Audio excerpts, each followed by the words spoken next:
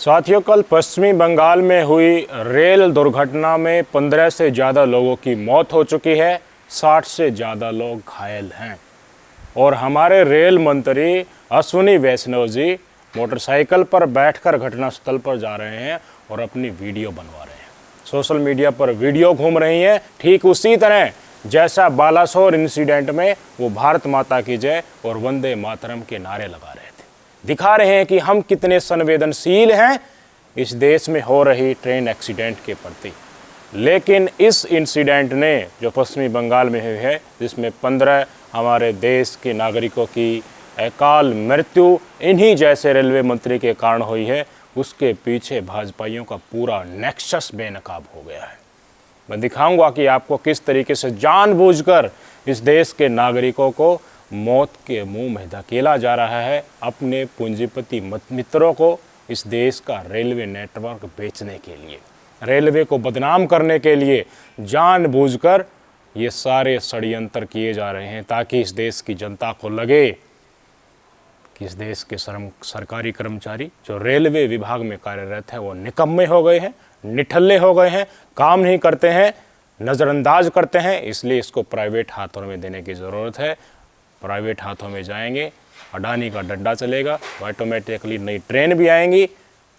Airport पर जो charges जितने लगते हैं, फीस के, सर्विस चार्जेज के, टैक्सी जो लगते हैं, उतना ही किराया एयरफेयर का होता है। ठीक वैसे ही आपको रेलवे प्लेटफॉर्म में एंट्री करते ही इतने सारे टैक्स भारी भरकम देने पड़ेंगे, जिससे आपकी जेब छीली जाएगी और फ़ायदा अडानी को होगा। अडानी को फ़ायदा होने का मतलब भाजपाइयों को होना, लोकतंत्र और संविधान का फिर हनन करना।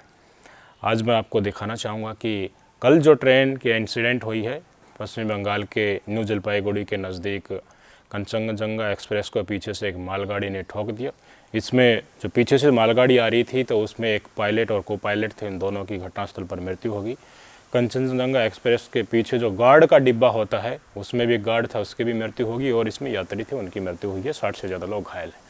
आज अतीत के पन्नों को खोलकर देख लीजिए कि इसी मोदी सरकार में कितने लोगों ने अपनी जान गंवा दी, और इन्हीं अश्विनी वैष्णव जी, इनके रेल मंत्री रहते हुए कितने लोगों ने बहुमूल्य जीवन अकाल समय पर ही मजबूर होकर गंवाना पड़ा है। सबसे पहले आपको बताना चाहूँगा, मई 2014 में गोरखधाम एक्सप्रेस के साथ इंसिडेंट हुई, 25 लोगों की मौत हुई, 50 लोग घायल हो गए। फिर 2016 में आ जाइए, इंदौर पटना एक्सप्रेसवे की दुर्घटना हुई, 150 लोग मारे गए, 150 से ज़्यादा घायल हो गए। अगस्त 2017 में पुरी हरिद्वार उत्कल एक्सप्रेस के साथ दुर्घटना हुई, 23 लोग मारे गए, 60 से ज़्यादा लोग घायल हो गए। फिर अगस्त 2017 में ही कैफियत एक्सप्रेस के साथ इंसिडेंट हुई, 70 लोग घायल हुए। जनवरी 2022 में बीकानेर गुवाहाटी एक्सप्रेस दुर्घटनाग्रस्त हुई, 9 लोग मारे गए, 36 घायल हो गए। जून 2023 में बालासोर रेल हादसा हुआ 3 ट्रेनों का, जिसमें 296 लोग मारे गए। और अब ये इंसिडेंट हो रहा है 2024 का 17 जून का, जिसमें 5 लोगों की मौत होगी, कंचनजंगा एक्सप्रेस वाला। 500 से ज़्यादा लोगों ने मोदी सत्ता रहते हुए ट्रेन दुर्घटनाओं में अपनी जान गंवा दी। अगर इन सब के रिकॉर्ड उठा करके दिए जाएं और जो कमेटी बाद में बैठती है उनकी फाइंडिंग निकल कर आती है, तो ज़्यादातर में ह्यूमन एरर बताया जा रहा है। ह्यूमन एरर मतलब जो ट्रेन को चला रहे हैं उनकी गलती, कहीं सिग्नल में गलती, कहीं प्लेटफॉर्म में गलती, ये सारे ह्यूमन एरर ज़्यादातर आ रहे हैं। और ह्यूमन एरर का रिप्लेसमेंट क्या होता है? मशीनरी। भाई आदमी है, आदमी से गलती हो सकती है, आप उनसे ओवर टाइम करवा रहे हैं, अनइवन सर्कमस्टांसिस में लगातार ड्राइविंग करा रहे हैं, कैबिन का टेम्परेचर ज़्यादा है, उसमें ठंड ज़्यादा है, ना हीटर काम कर रहा है, ना एसी काम कर रहा है, एक पंखा चल रहा है, तपती गर्मी में हम ट्रेन को दूर से देखते हैं तो उसमें भांपें निकलती हुई हमें नज़र आती हैं, और उसकी खिड़की खोले हुए को पायलट और नीली नीली शर्ट में आपने देखा होगा, सिर के ऊपर गमछा बांधकर वो उसके अंदर तपती हुई भट्टी जैसा प्रतीत होता है। उस सर्कमस्टांसिस में पायलट को पायलट काम करते हैं ट्रेन के, और ह्यूमन एरर होना उसके अंदर स्वाभाविक है। तो ह्यूमन एरर रोकने हैं तो टेक्नोलॉजी का इस्तेमाल किया जाता है। टेक्नोलॉजी में आ जाता है कवच।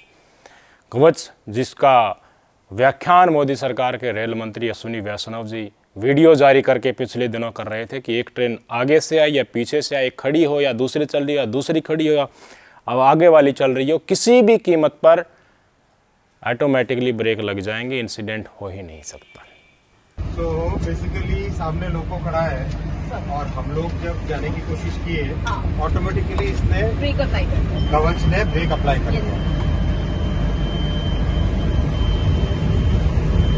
300 मीटर पहले ही ब्रेक अप्लाई कर दिया। मतलब अभी और हम जाने की कोशिश करेंगे तो ये फिर ब्रेक अप्लाई करेंगे। So it is not very good.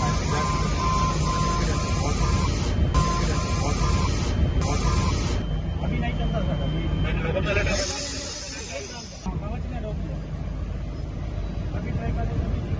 एक बार फिर ट्राई करिए तो देखिए कवच अपना ब्रेक लगाता है।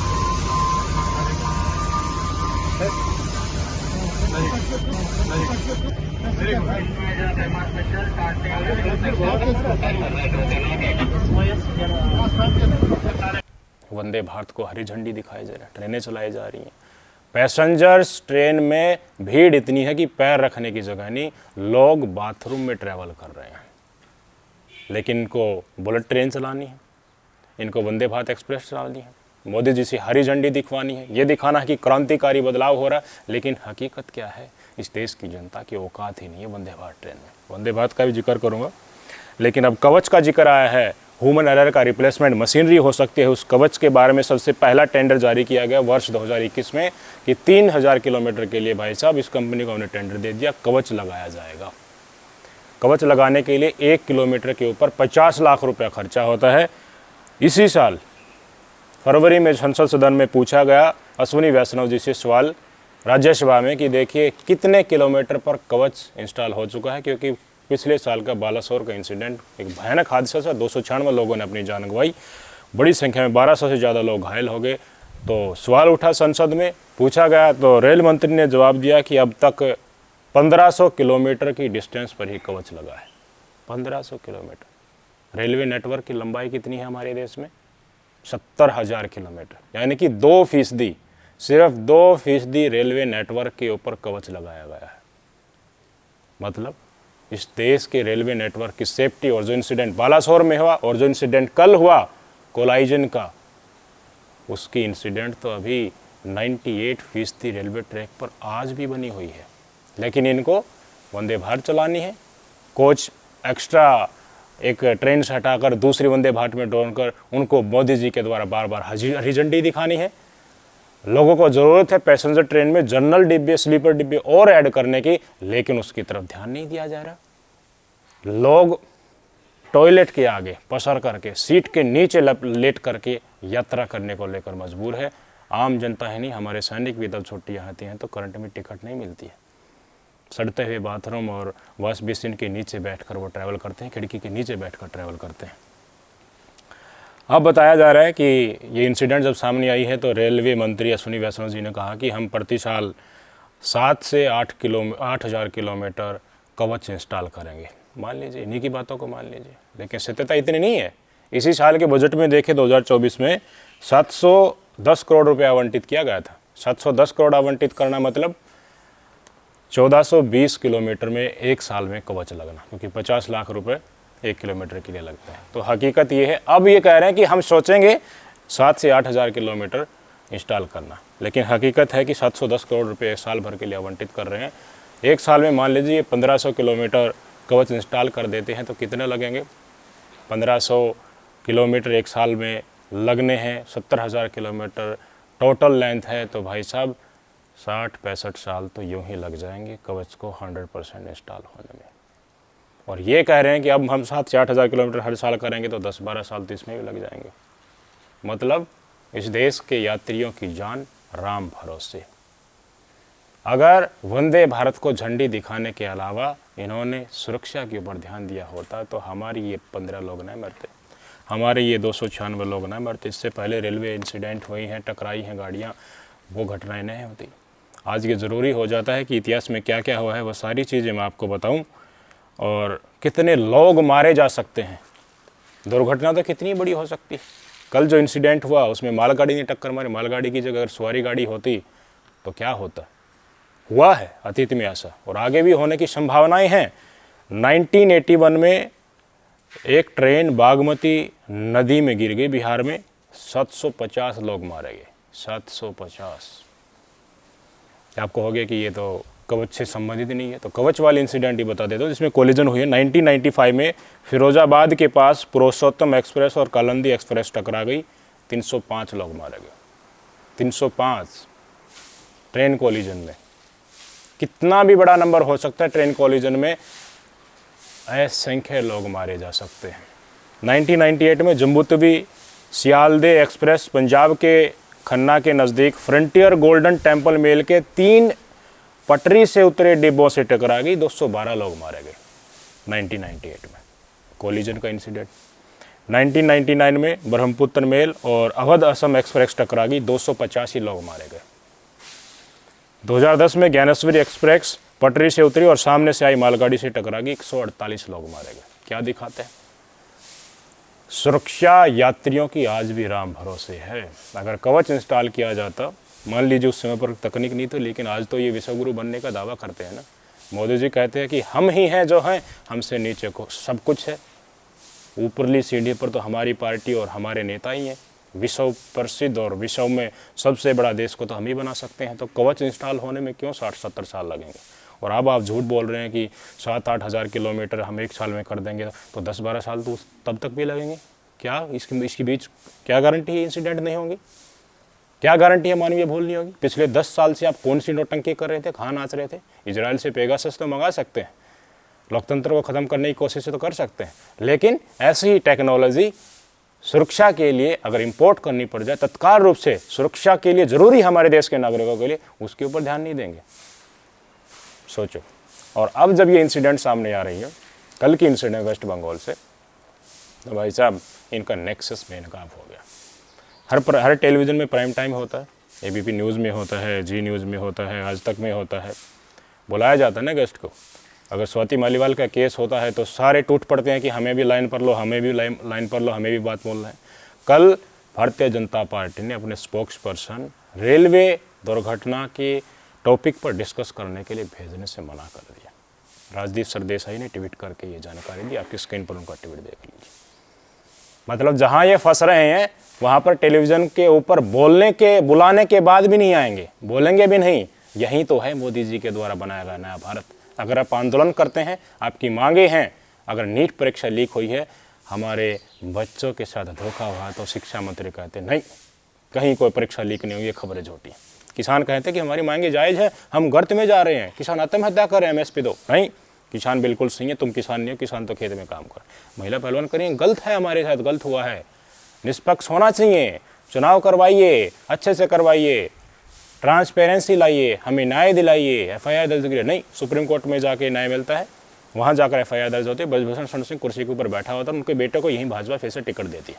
किसान कहते हैं कि अजय मिश्रा टैनी के बेटे ने किसानों को कुचला है, उसमें अजय मिश्रा टैनी भी दोषी था, लेकिन नहीं, गृह मंत्री अमित शाह कहते हैं कि हम इसको बड़ा आदमी बनाएंगे, इसको फिर से जितवा के भेजो।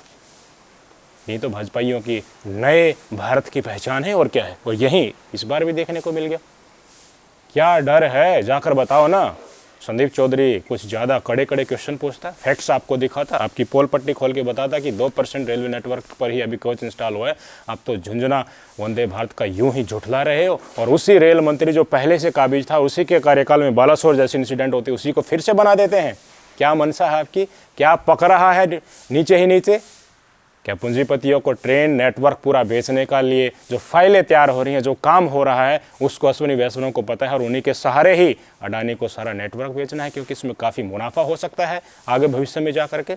एडवांस ट्रेनें चलाई जाएंगी, प्लेटफॉर्म एडवांस करे जाएंगे, जिस तरह से रेल यात्रा के सौपन दिखाए जाएंगे आगे आने वाले समय में। अब प्लेन से हम ट्रैवल करते हैं तो एयरपोर्ट्स पे पैसा वसूला जाता है, प्लेन से पैसा वसूला जाता है, प्राइवेट हाथों में दे करके हमारे जेब पर चूना लगाया जा रहा है।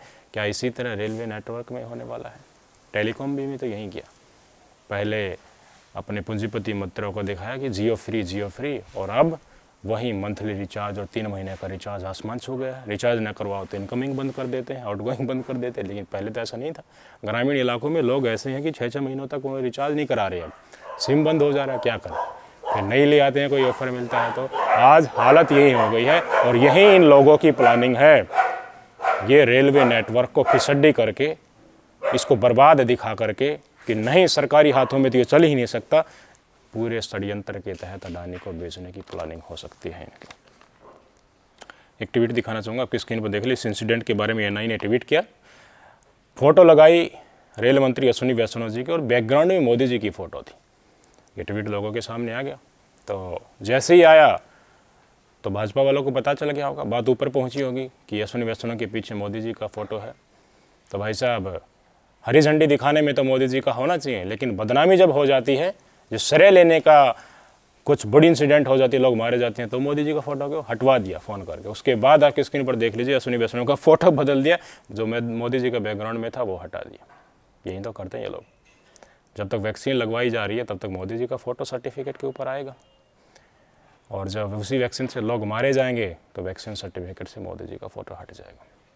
वंदे भारत को चलानी है तो मोदी जी को बुलाया जाएगा, रेड कारपेट बिछाकर हरी झंडी उनके हाथ में दी जाएगी, लेकिन उसी वंदे भारत का पैसा अगर पैसेंजर ट्रेन के कवच लगाने में लगता, लोगों की जान बच सकती थी, लेकिन ऐसा नहीं हुआ, लोग मारे गए। तो अब मोदी जी की फ़ोटो मत दिखाओ। यही है संवेदना, यही इस देश के प्रधानमंत्री का कर्तव्य, यही रेल मंत्री का कर्तव्य। ऐसे डराओगे स्वतंत्र न्यूज़ एजेंसी एनआई के लोगों को? सारे तो सारे इनके गोदी में ही बैठे हुए हैं, फिर भी देखिए इस तरह की सामने आ रही इंसिडेंट खुलेआम आपके सामने हो रही है और आपको कोई पूछने वाला नहीं है। क्यों? क्योंकि एक मंच पर आकर रेलवे का ये आंदोलन हो नहीं सकता। वो लोग मारे गए हैं, कोई कहाँ का होगा, कोई कहाँ का होगा, कोई कहाँ का होगा, एक स्थानीय मुद्दा बन ही नहीं सकता। लोग निकल कर एकजुट होकर सड़कों पर आ ही नहीं सकते, तो ये खेला करो ना, क्या चाहिए। और पीआर के लिए, एडवर्टाइजमेंट के लिए, और प्रचार मंत्री अश्विनी वैष्णव घटनास्थल पर पहुँच गए, बाइक पर चल रहे हैं, शोकर ऊपर नीचे हो रहे हैं, घटनास्थल पर जा रहे हैं, वीडियो पीछे पीछे बनी रही है। बड़ी शर्म आती है इस जैसे लोगों को। और वंदे भारत जैसी ट्रेन के अलावा अगर आप इस देश के लोगों के, आम नागरिकों की, हमारे और आप जैसे नागरिक जिनके औकात नहीं है वंदे भारत में चलाने की, पैसेंजर ट्रेन के ऊपर ध्यान देते, जनरल डिब्बे और स्लीपर डिब्बे बढ़ाते, किराया कंट्रोल रखते, तो भाई साहब ज़िंदगी सुधर सकती थी। टॉयलेट में बैठकर ट्रैवल करने की नौबत ना आती, इस देश के सैनिकों को यूं बदनाम न होना पड़ता। और वंदे भारत की सच्चाई क्या है? जितनी कमाई हो रही है उसके संचालन में उससे 2.5 गुना खर्च हो रहा है। इसका मतलब क्या है? हमारे देश की जनता तैयार ही नहीं है, उनकी औकात ही नहीं है, उनके जेब में इतना दम ही नहीं है वंदे भारत में ट्रैवल करने का। सीटें खाली रह जा रही हैं, तो क्या करेगा सानी शौकत के? आय की असमानता इतनी बढ़ गई है, पैसे वाला हो गया है, गरीब गर्त में जा चुका है, तो उस गरीब की औकात ही आपने वंदे भारत में बैठने की नहीं छोड़ी है, तो वो टॉयलेट में बैठकर सफ़र करेगा ना? होगा नहीं। और आप वंदे भारत चला रहे हैं, किसके लिए चला रहे हैं? आपके पूंजीपति लोगों के लिए। तो कुछ ही चला दीजिए ना उनके लिए, उनके पास तो जहाज़ है, उसमें चले जाएंगे आप। अब थोड़ा ध्यान दे लीजिए ना गरीबों के ऊपर भी, या नहीं देंगे? कुछ और इंसिडेंट भी आपको दिखाना चाहूँगा इसी दौरान जो निकल कर सामने आ रही हैं। कई आंकड़े निकल कर सामने ऐसे आ रही हैं जो दिखाते हैं कि ये सरकार बिल्कुल असंवेदनशील है, जिसमें कवच के प्रति बजट जारी करना हो और वंदे भारत चलाकर पैसेंजर ट्रेन की तरफ ध्यान न देना हो।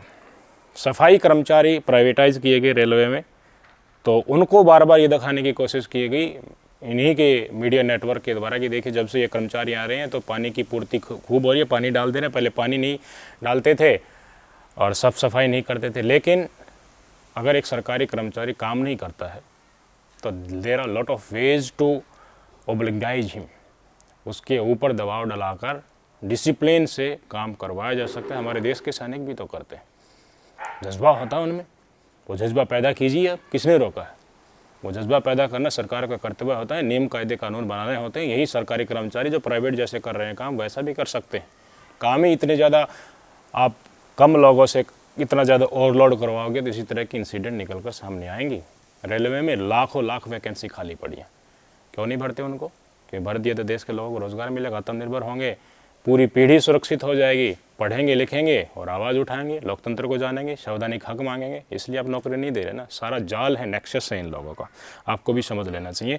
ये बेचना चाहते हैं रेलवे को भी, एक एक करके सारे सेक्टर ये अपने पूंजीपति मित्रों के हवाले करना चाहते हैं। क्या होगा? कौन सुनेगा? आस किससे है? विपक्ष से है, क्योंकि ये आज के दिन भी नहीं सुन रहे हैं। हमारे जैसे लोग जो सच्चाई आपको दिखाने की कोशिश कर रहे हैं, अब स्वतंत्रता मीडिया के लिए ये बिल लेकर आ रहे हैं ताकि यूट्यूबर्स और फेसबुक के ऊपर जो वीडियो डालते हैं उनके ऊपर भी लगाम लगाए जा सके। ये कहेंगे ये खबर फेक है तो उसको तुरंत उस सोशल मीडिया हैंडल से हटा दिया जाएगा और खबर बताने वाले के खिलाफ लीगल एक्शन लिया जाएगा। सचेत हो जाइए। विपक्ष से आस लगाए जा सकते हैं क्योंकि विपक्ष ही तो बचा है जो मुद्दों की राजनीति कर रहा है। महंगाई के ऊपर उन्होंने राजनीति करके वोट पाया है ना, सीट पाया है ना। बेरोजगारी के ऊपर समझा है ना। किसानों को लेकर कहा था ना कि किसान आयोग बनाएंगे, महिलाओं को 8,500 रुपये देंगे, बेरोजगारों को 1 लाख रुपए देंगे, कहा था ना। तभी तो देश की जनता ने उनको साथ दिया है।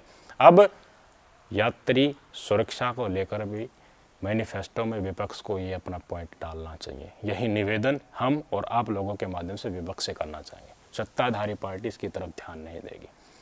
विपक्ष को इस मुद्दे को ये अब जो संसद में स्तर चलने वाला है जोर शोर से इस मुद्दे को उठाना चाहिए और अश्विनी वैष्णव और मोदी को कटघरे में खड़े करके पूछना चाहिए कि तुम्हारा नेक्सस क्या चल रहा है। क्या रेलवे नेटवर्क को अडानी और अंबानी को बेच करके इस देश की जनता की गर्दन गर्त में दबा दोगे आप? क्या चाहते क्या हो? दहलीज से निकलते ही हर सेक्टर में, चाहे परचून की दुकान के ऊपर लगा लीजिए, उसका पैसा आज के दिन में कितना लग रहा है, 10 साल पहले कितना लग रहा था, आप देखेंगे कि बड़ी संख्या में जेब कतरी जा रही है हमारी। बचत नहीं है लेकिन खर्चे ज़्यादा। इनको कोई संवेदना नहीं है। लोग फ़ोन रिचार्ज करने की हिम्मत नहीं रह रही आजकल और ये इनकमिंग और आउटगोइंग बंद कर दे रहे हैं। ऐसा ही हमारा रेलवे सेक्टर में करने वाले हैं। आपके पास कुछ नहीं छोड़ेंगे। जितना कमाओगे उतना खसूट लेंगे अनेक माध्यम के जरिए। जागिए मेरे देश की जनता, ये पूंजीपतियों के गुलाम है और इस गुलामी से छुड़ाने का काम आपका है। और अभी तक इस उंगली में ताकत है, इस ताकत का अच्छे से इस्तेमाल करना। आगामी विधानसभा और लोकसभा चुनाव में तभी आपकी सुनवाई हो सकती है, ज़रूर होगी। अगर विपक्ष की सरकार बनती है तो अग्निवीर भी हटाया जाएगा, रेलवे नेटवर्क में धुआंधार तरीके से कवच भी लगेगा, पैसेंजर्स ट्रेन में एक्स्ट्रा डिब्बे भी ऐड किए जाएंगे क्योंकि उन्हीं मुद्दे के ऊपर ये चुनाव लड़कर कुर्सी तक पहुंचेंगे। सबकी सुनाई होगी, बेरोजगारों और किसानों की सुनाई होगी, महिला अत्याचार के खिलाफ भी आवाज़ जो उठी हैं उनका निवारण होगा। लातों के भूत बातों से नहीं मानते, वोट की चोट भाजपाइयों को मारनी पड़ेगी। इन्होंने स्वयं सिद्ध कर दी है, इसके बिना ये मानने वाले नहीं है। तो फैसला आप सबका। नमस्कार।